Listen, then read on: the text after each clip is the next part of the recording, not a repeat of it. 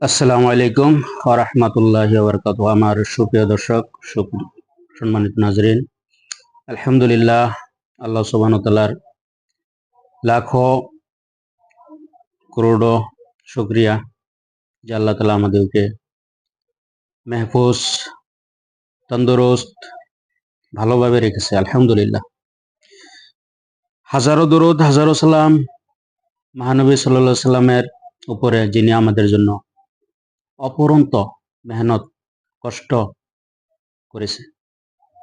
তো আজকে দুই চার কথা শর্টকাট বলবো।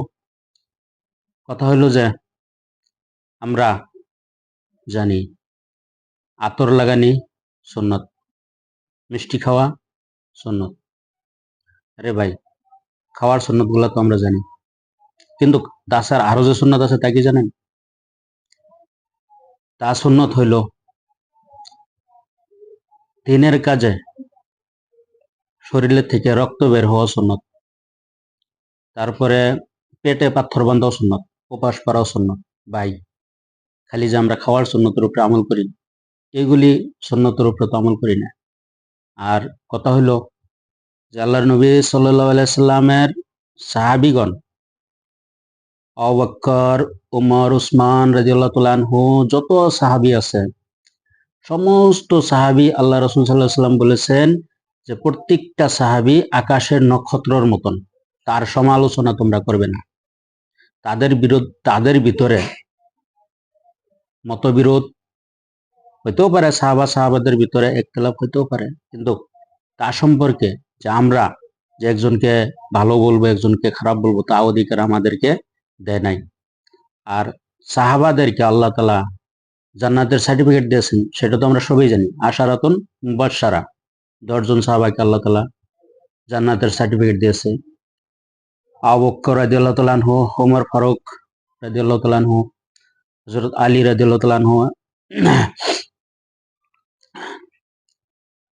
তালহা রাদিয়াল্লাহু তাআলা আনহু, এরকম 10 জন সাহাবাকে,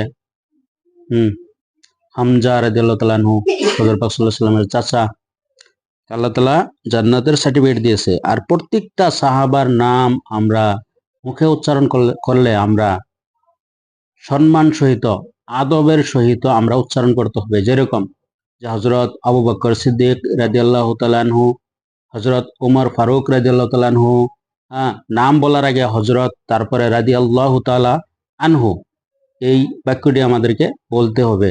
আর প্রত্যেকটা সেরকম কোন নবীর নাম বললে কোন নবীকে আমরা বিপক্ষে বলতে পারবো না। প্রত্যেকজন নবী আল্লাহ তাআলার নবী। ঈসা আলাইহিস সালাম, হযরত মুসা আলাইহিস সালাম, হযরত ইব্রাহিম আলাইহিস সালাম, হযরত ইহইয়া আলাইহিস সালাম, হযরত ইসমাঈল আলাইহিস সালাম, প্রত্যেকজন নবীর নাম বলার পরে আমরা আলাইহিস সালাম এটা বলাই লাগবো, এটা সম্মানের সহিত এটা বলাই লাগবো। আর সাহাবাদের নাম উচ্চারণ করলে রাদিয়াল্লাহু তাআলা আনহু।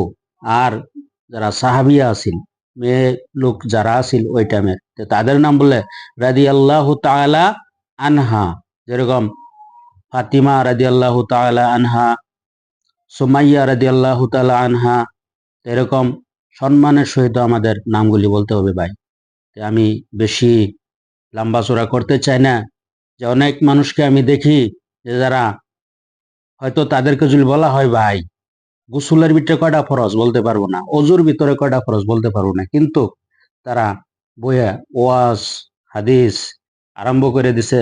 হ্যাঁ, তারা তাদের মুখে যে তারা নাম উচ্চারণ করতেছে, যেটা আবু বকর, এটা উমর, ওটা এরকম করলো, এটা তো সুন্নত হবে না, এরকম। ভাই, এরকম সমালোচনা করবার অধিকার আপনাকে আমাকে দেয় নাই।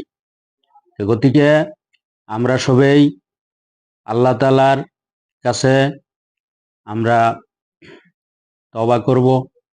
আল্লাহর হাবিব সাল্লাল্লাহু আলাইহি সাল্লামের যতগুলা সাহাবা আছে, কোন সাহাবার সমালোচনা আমরা করব না। আর আমাদের নবীর আগে যত নবী আসছে, যত নবী আসছে, কোরআনের ভিতরে 25 জন নবীর নাম উল্লেখ আছে। 1,24,000 কম বেশি পয়গম্বর দুনিয়াতে আসছে।